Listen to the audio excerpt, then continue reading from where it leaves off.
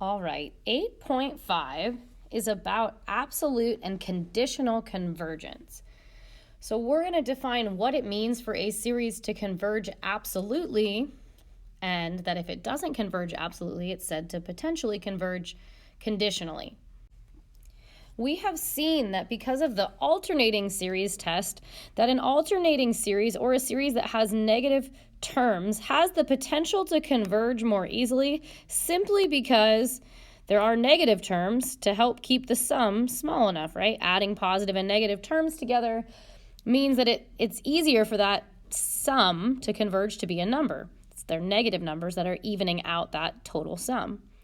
There are many series that have the same absolute value where only the series containing the alternating terms converge. And a great example of that is the harmonic series. So I've written both of those series up above now. And the harmonic series we have shown to diverge. We showed that originally using the integral test.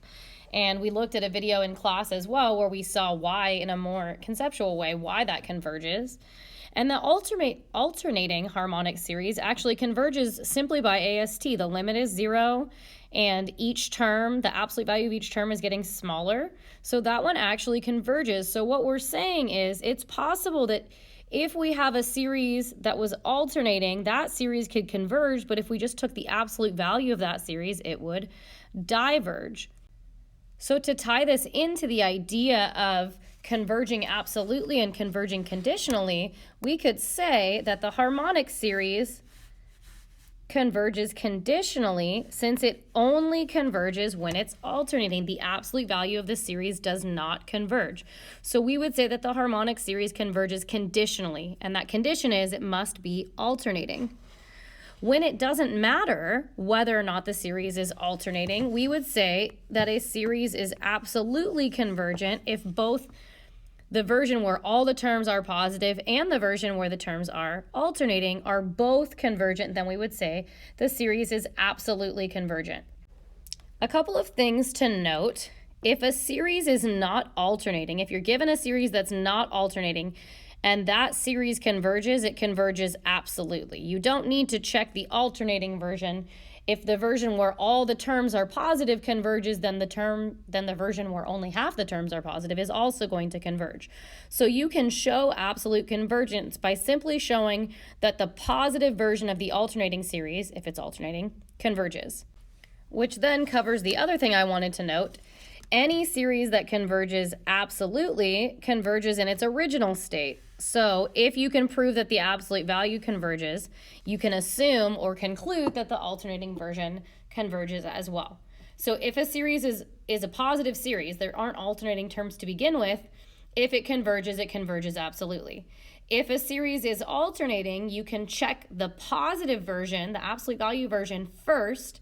If that version converges, the series converges absolutely.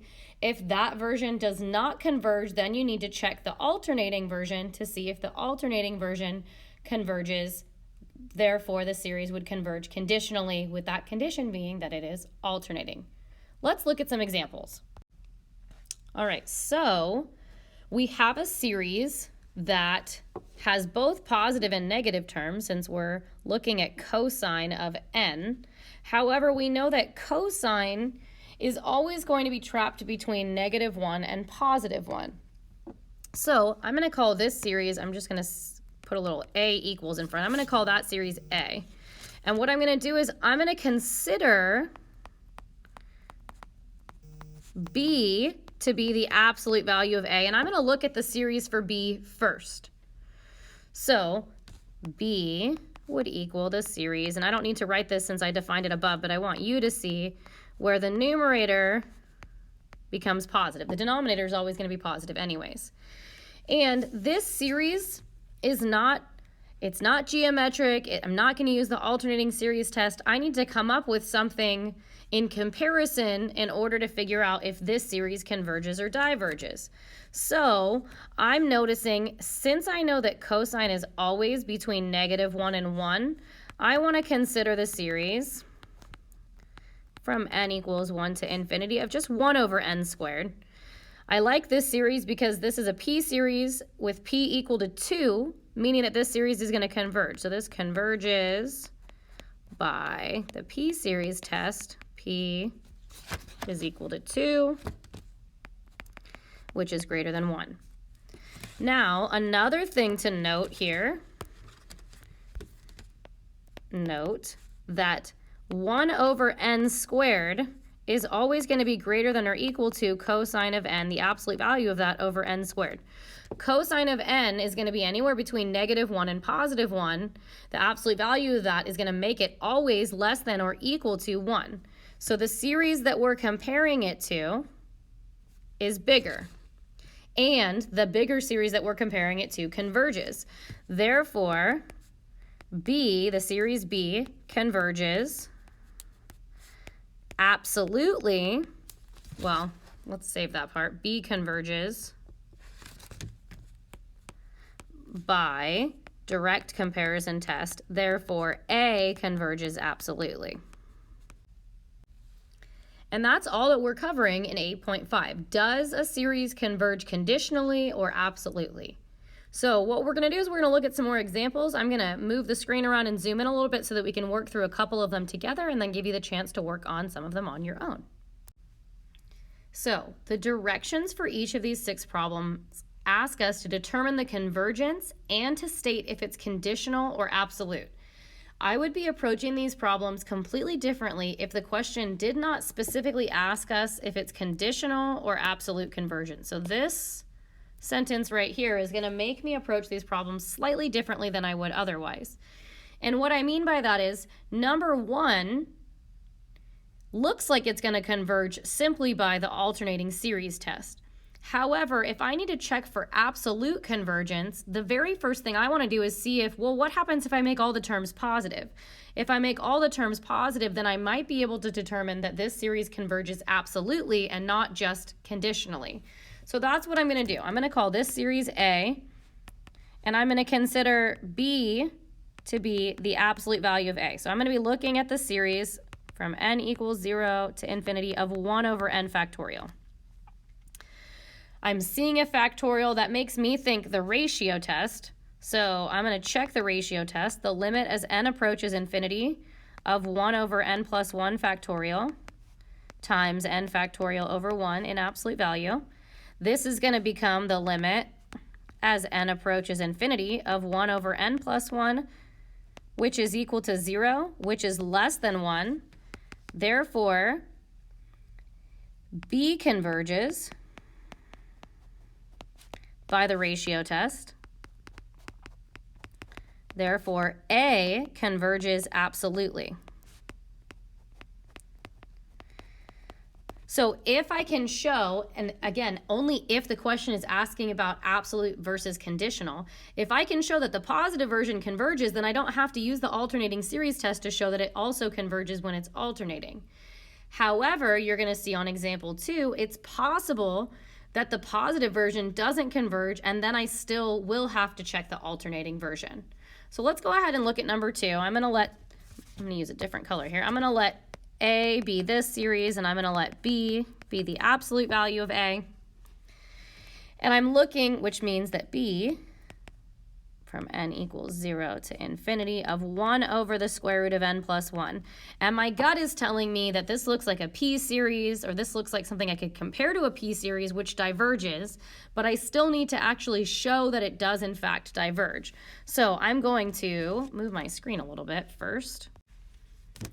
I'm going to consider the series from n equals 1 to infinity of 1 over the square root of n, which diverges by the p series test, since p is equal to 1/2, which is less than 1.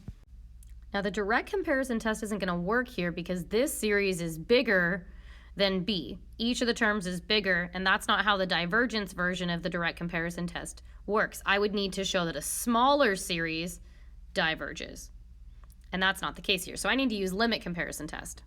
So let's go ahead and do that. So if I take the limit of the comparison of the terms, that limit is going to be equal to 1, which is greater than 0. Therefore, B diverges They both diverge by the limit comparison test.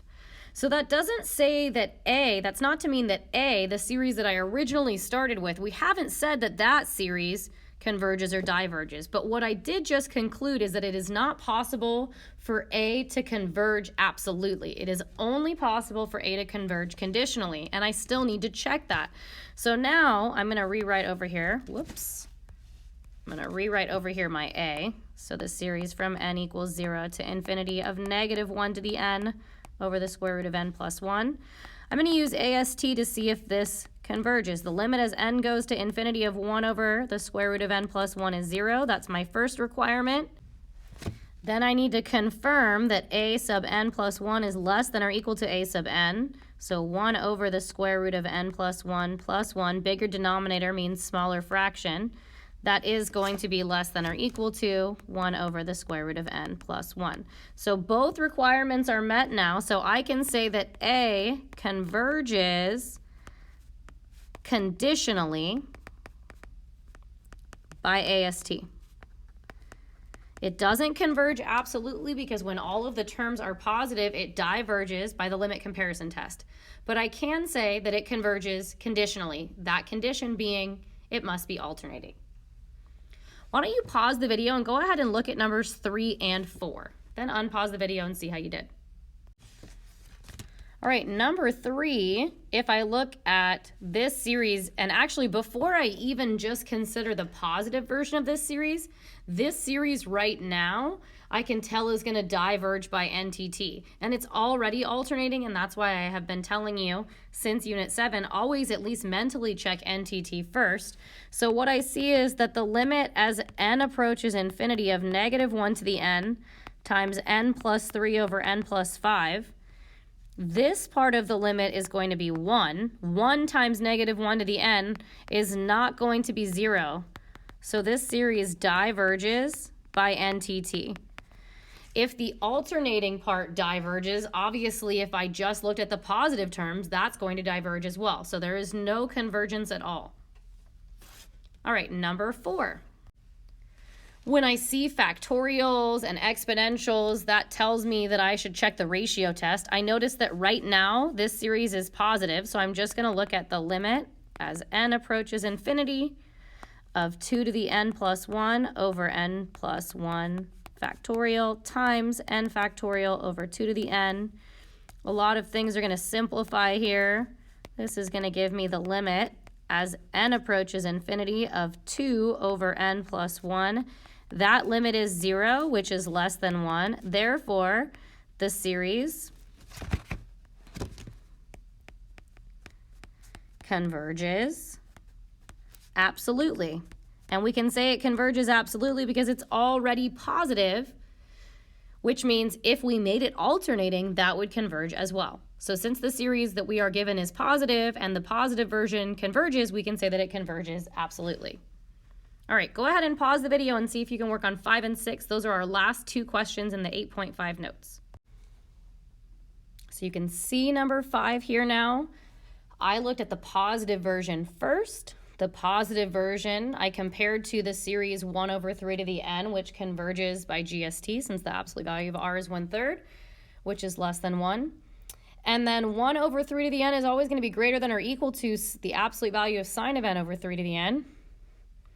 Therefore, B converges by the direct comparison test, which means that A converges absolutely. All right, last one is number 6.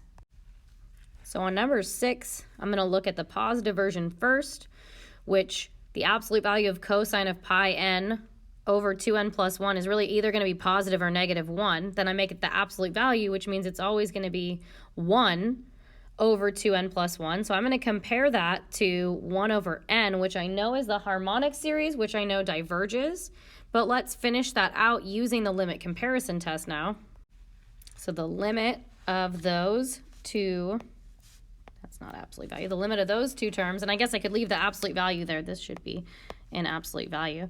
This is going to be 2. This term is going to be 1. 1 times n over 2n plus 1. That limit is going to be, I'm sorry, not 2, but 1/2. 1/2 is greater than 0. Therefore, B diverges by the limit comparison test. I still need to consider A, which is an alternating series, so I'm going to go ahead and check the alternating series test to see if A converges conditionally, but I know it does not converge absolutely. So this particular cosine series, because it's pi n, could be rewritten as the sum from n equals 0 to infinity of -1 to the n over 2n plus 1. We could then take the limit as n approaches infinity, which is going to be 0. We need to show that. And we need to show that the terms are decreasing in absolute value. So go ahead and show those two things. And once we have shown those two things, we can say that A converges conditionally by AST.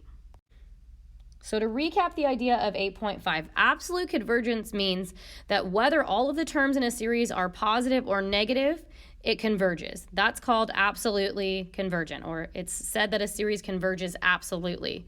Conditional convergence means that it only converges when it's alternating, and we can show that typically using the alternating series test.